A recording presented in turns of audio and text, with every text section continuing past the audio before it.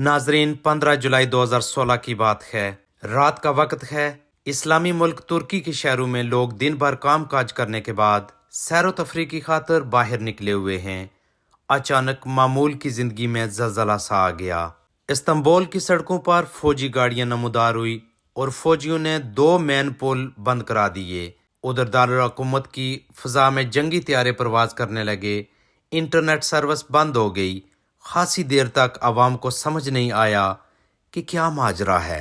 آخر میڈیا پر خبر چلی کہ ترک فوج کے ایک دڑے نے طیب اردگان حکومت کے خلاف بغاوت کر دی۔ ترکی کے وزیر اعظم طیب اردگان ایک تفریح مقام پر چھٹیاں منا رہے تھے۔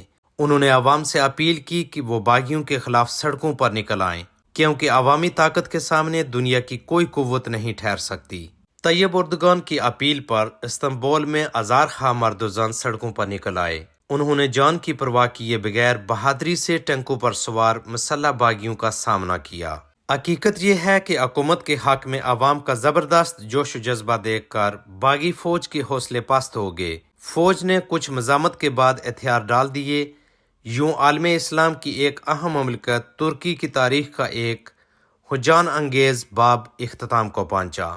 آج اس دن کی یاد میں برطانیہ کے شہر لوٹن میں ایک ایونٹ کا انعقاد کیا گیا، جس میں ہاؤس آف لارڈ برطانیہ کے تاحیات رکن لارڈ قربان حسین، ایم پیز اور ترکش کمیونٹی کی کثیر تعداد نے شرکت کی۔